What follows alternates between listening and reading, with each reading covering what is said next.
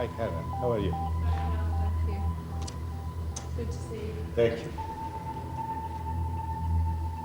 His quest nearly at an end, Franco arrives in Manchester to see the completed reconstruction of St. Nicholas's face.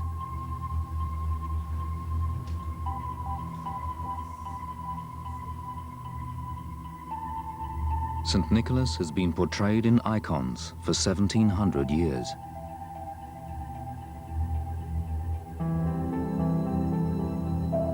Until now, no one has known what he really looked like. Well, this is the finished image.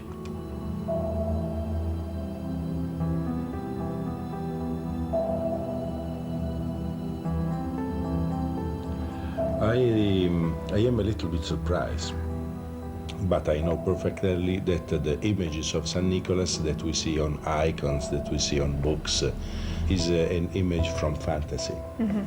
This is an image that came from a scientific study of a skull. You have done really a fantastic job. Thank you. This model fits to all the measurements that were taken in 1956.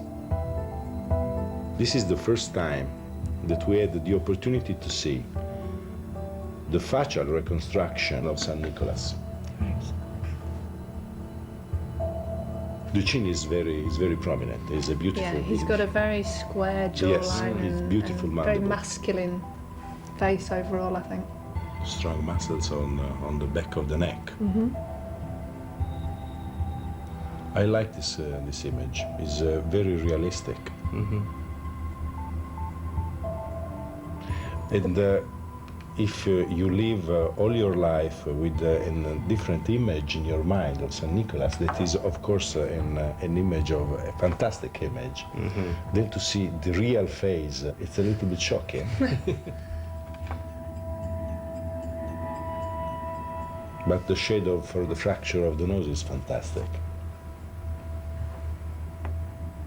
You like it? Yes, I like very much. Good. It was very interesting to do that, actually, to do the reconstruction of the nose because of the distortion.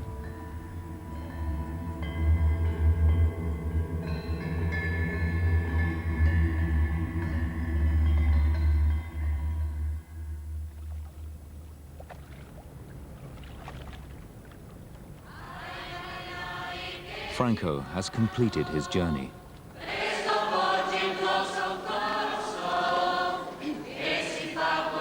Inside the Basilica of St. Nicholas, the miracle of the manna continues.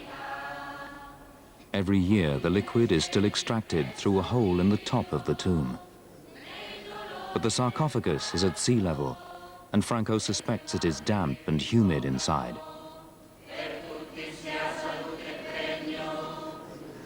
In such conditions, Franco is concerned about the state of preservation of St. Nicholas's bones. He's going to view footage from a tiny camera that has been lowered through the hole in the top of the tomb.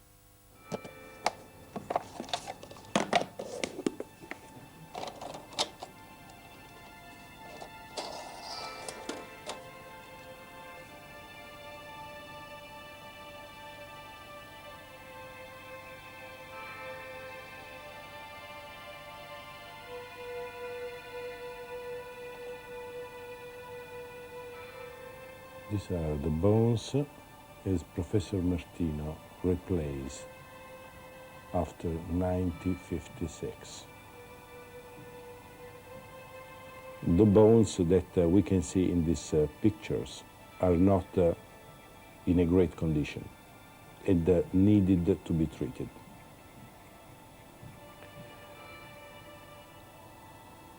It's a dangerous situation for these bones.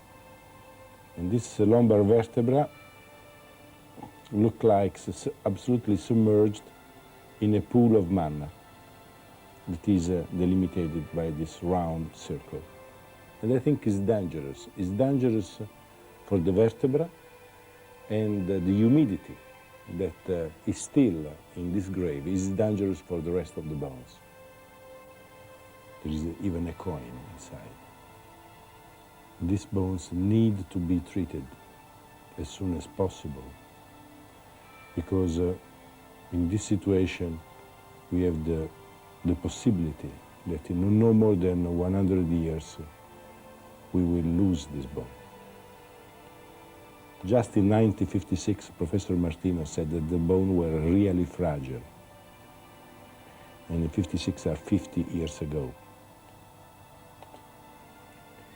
As inhabitants of Bari, I am a little bit sad because, of course, this is the last remains of St. Nicholas, and absolutely they should be preserved to save these bones forever.